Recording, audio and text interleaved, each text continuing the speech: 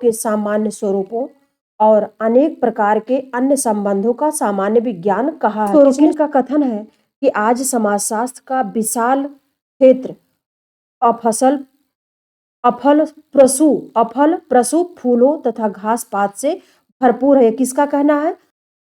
नमस्कार प्रिय विद्यार्थियों, आप लोगों का कीर्तिमान एकेडमी ऑफिशियल यूट्यूब चैनल पर बच्चों बहुत बहुत स्वागत है।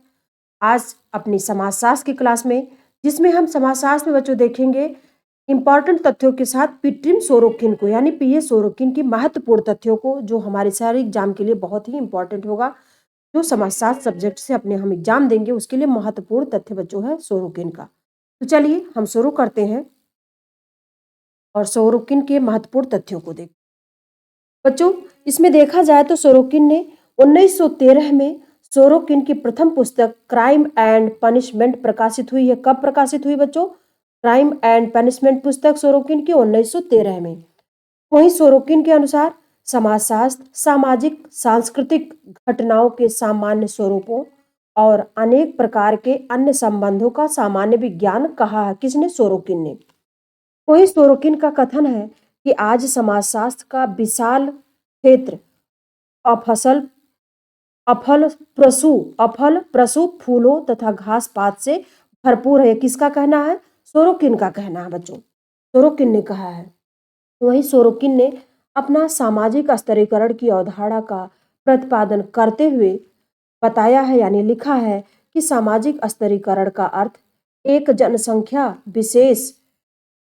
विशेष का ऊंच नीच के संस्तरणात्मक अध्यारोपित वर्गों में विभेदीकरण किया है सोरोकिन ने। सोरोकिन के अनुसार अगर देखा जाए तो सोरोकिन ने सामाजिक स्तरीकरण के प्रमुख 3 स्वरूप बताए हैं: आर्थिक स्तरीकरण, राजनीतिक स्तरीकरण और व्यावसायिक स्तरीकरण। बच्चों, और आर्थिक स्तरीकरण में उन्होंने किसको शामिल करा है? आय, संपत्ति पर अधिकार तथा पेशा को शामिल किया है। वहीं राजनीतिक स्तरीकरण बच्चों प्रजातंत्र, तानाशाही और साम्यवाद को शामिल किया है। वहीं व्यावसायिक स्तरीकरण में बच्चों किसको शामिल किया है? अंतः व्यावसायिक स्तरीकरण को और अंतरा व्यावसायिक स्तरीकरण और अंतः व्यावसायिक स्तरीकरण को शामिल किया है व्यावसायिक स्तरीकरण में बच्चों। अब आइए देखते हैं आगे है कि सोरोकिन सामाजिक गतिशीलता की अवधारणा का प्रतिपादन करते हुए सामाजिक गतिशीलता के प्रमुख 2 प्रकार बताए हैं। कितने प्रकार? 2 प्रकार बताया उन्होंने, सोरोकिन ने सामाजिक गतिशीलता की अवधारणा को। तो इसमें क्षैतिज सामाजिक गतिशीलता है और उदग्र सामाजिक गतिशीलता है। ये 2 प्रकार बताया है सोरोकिन ने सामाजिक गतिशीलता को। वहीं सोरोकिन ने 1937 में अपनी प्रख्यात पुस्तक सोशल एंड कल्चर डायनेमिक्स में संस्कृति के प्रमुख 3 प्रकार बताए हैं बच्चों। 3 प्रकार: चेतनात्मक संस्कृति और भावनात्मक संस्कृति है। चेतनात्मक में उन्होंने विज्ञान, कला, दर्शन, राजनीति, कानून और धर्म को शामिल किया है बच्चों। वहीं भावनात्मक संस्कृति में उपरोक्त दोनों के तत्व पाए जाते हैं बच्चों।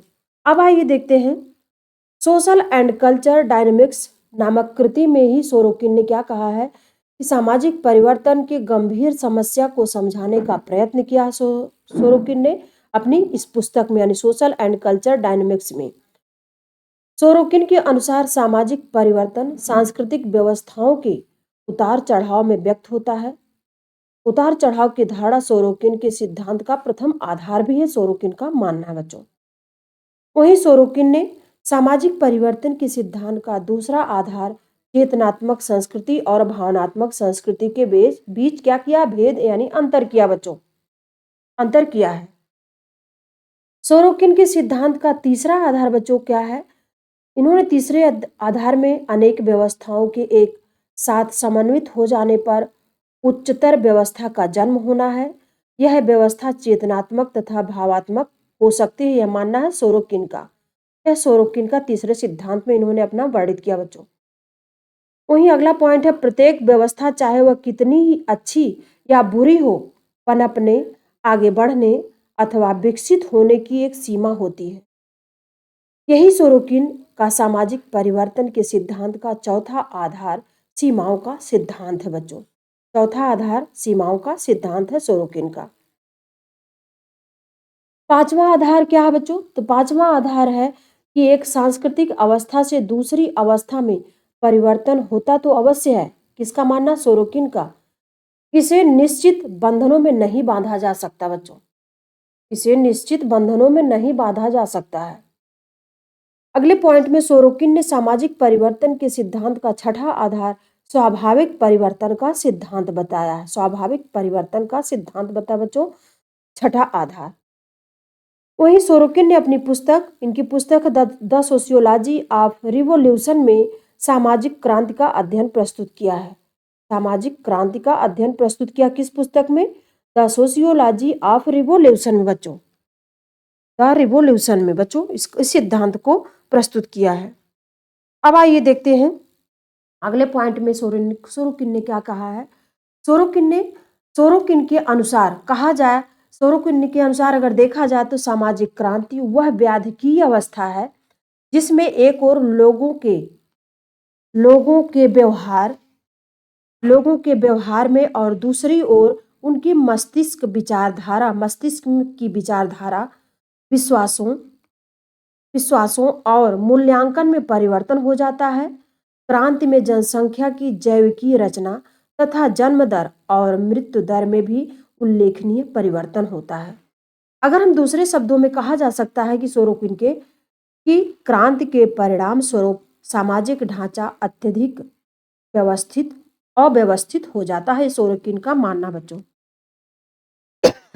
सॉरी अव्यवस्थित हो जाता है बच्चों। ये सोरोकिन से जुड़े हुए इंपॉर्टेंट तथ्य जहां से सवाल पूछे जाते हैं और बनते हैं, तो ताकि आपका एक भी सवाल बच्चों छूटने न पाए। अगर सोरोकिन को ध्यान से हर पॉइंट को देख लिया तो आपके सोरोकिन से पूछे हुए सारे इंपॉर्टेंट तथ्यों में सवाल मिल जाएंगे।